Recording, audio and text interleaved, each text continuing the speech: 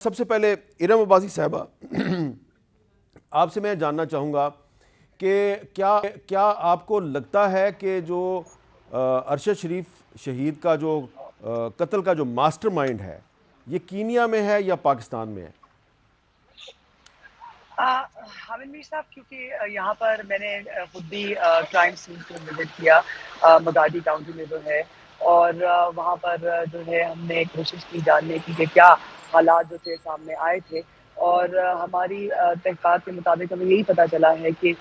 جس جگہ پہ ارشد شریف کو گولیاں مار کر ہلاک کیا گیا وہ ایک ایسی جگہ ہے جہاں پر چیک پوائنٹ جو ہے، وہ جو اسپیشل یونٹ ہے GSU، وہ نہیں لگاتا، اور پتھروں کی رکاوٹیں تو یہ کہا جا رہا ہے یہاں پر خود یہاں کی جو انڈیپینڈنٹ پولیس اتھارٹی کی کمشنر ہیں انہوں نے بھی ایک تسلیم کیا ہے کہ پتھروں کی رکاوٹیں تو کینین پولیس کے لیے بھی لگانا جو ہے وہ ایک غیر معمولی بات ہے۔ بعض صحافی جو ہے یہاں پر جو یہ گتھی سلجھانے کی کوشش کر رہے ہیں کہ یہ بہت اہم کیس بن چکا ہے، وہ کام جو ہے اس طرح سے بات بھی نہیں کر رہے ہیں، لیکن بعض صحافیوں کو یہ خدشہ ہے، اور یہ وہ کہتے ہیں کہ ان کا اپنا بلیف ہے، ان کے پاس شواہد نہیں ہے، کہ ان کا یہ ماننا ہے کہ بیسیکلی یہ کور اپ جو ہے کینیا میں کیا گیا ہے، لیکن ان کا یہ دعویٰ ہے کہ ماسٹر مائنڈ پاکستان میں موجود ہو سکتا ہے، لیکن کوئی شواہد نہیں ہے یہ ابھی تک ثابت کرنے کے لیے کہ یہ سازش جو ہے وہ پاکستان میں کی گئی ہے۔ اچھا مرزا علی شاہ صاحب، آپ نے بھی اس میں بہت انویسٹیگیشن کیا ہے، تو آپ کو کیا لگ رہا ہے کہ آئرانہ ثناءاللہ صاحب نے بڑے اعتماد سے کہا ہے کہ ہم ارشد شریف کے قاتلوں تک پہنچ جائیں گے، آپ کو لگتا ہے کہ وہ پہنچ جائیں گے؟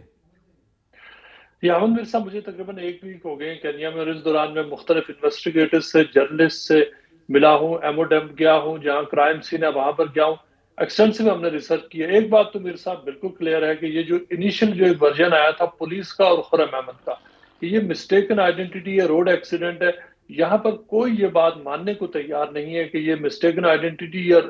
جو روڈ ایکسیڈنٹ تھا۔ یہ بات بہت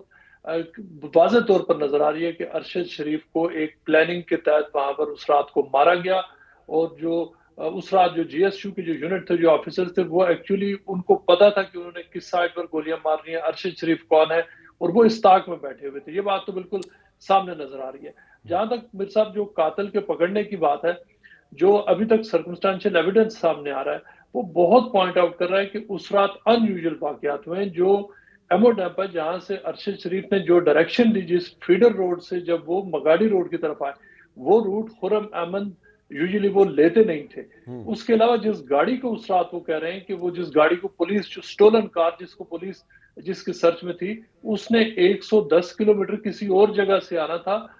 آپ یوں کہہ لیں کہ اس نے ویسٹ سے نارتھ کی طرف آنا تھا۔ ارشد شریف مکمل ڈیفرنٹ ڈائریکشن سے آ رہے تھے۔ ایک ٹویوٹا لینڈ کروزر ہے جو بہت یہاں پہ مہنگی گاڑی تصور ہوتی ہے، اور دوسری ایک عام سی گاڑی ہے، اور اس میں جو یہاں پہ جتنے بھی لوگ ملے، ایک پولیس والے سے میری بات ہوئی، وہ کہتا ہے کہ اتنی بڑی گاڑی پہ ہم کینیا میں ہم سمجھتے ہیں کہ VIPs ہوتے ہیں، ڈپلومیٹس ہوتے ہیں، MPs، ایسی گاڑی پہ تو وہ روکتے بھی نہیں ہیں، لیکن وہاں انہوں نے روکا اس کو، اور اس کے اوپر 9 گولیاں انہوں نے مار دی۔ یہاں پہ ایک اس وقت آلریڈی میر صاحب ایک کلچر آف فیئر وہ اسٹیبلش ہو رہا ہے، اور 3 میں ایسے جرنلسٹ سے ملا ہوں جن کو پولیس بھی یہاں پر، جو ان کے پولیس میں جو ان کے جاننے والے، انہوں نے جرنلسٹ کو فون کر کے کہا ہے کہ اس کیس کو آپ ہائی لائٹ نہ کریں، اس کی انڈیپینڈنٹ کمیشن ہے وہ اس پورے معاملے کو دیکھ رہا ہے۔ سو وہاں پہ جو کنسنسس یہ پایا جاتا ہے کہ یہ کور اپ ہو رہا ہے، اور ارشد شریف کو باقاعدہ طور پر ایک پلاننگ کے تحت قتل کیا گیا۔ اس کے ساتھ ساتھ میر صاحب یہ کہ ارشد شریف جو جس جگہ پر موجود ہیں وہ ایک بڑا مہنگا ایریا ہے، جہاں پر وہ نیروبی میں رہ رہے تھے، کیپٹل میں وہاں پر گیا ہوں،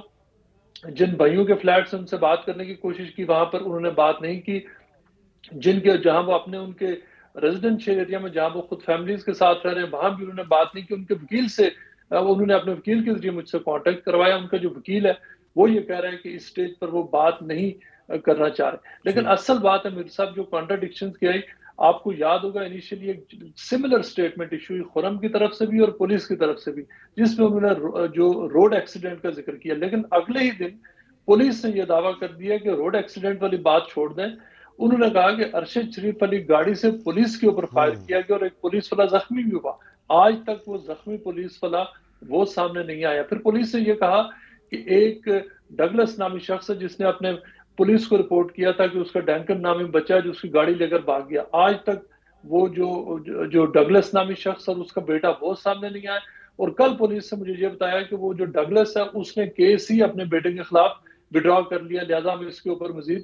کسی قسم کی بات نہیں کرنا چاہ رہے. لہٰذا جو میر صاحب پولیس کی اب تک کی جتنے بھی تقریباً 2 ویکس ہو چکے ہیں، پولیس نے مختلف اپنی اسٹیٹمنٹس کے اوپر یو ٹرن لیا ہے، اور یہ بات بہت کلیئر نظر آ رہی ہے کہ پولیس نے ایکچولی جو پہلی اسٹیٹمنٹ تھی وہ بھی بڑی انہوں نے جلدی میں ایشو کی، دوسری بھی انہوں نے جلدی ٹھیک ہے. میں ایشو کی، اور اب مکمل سائلنس ہے.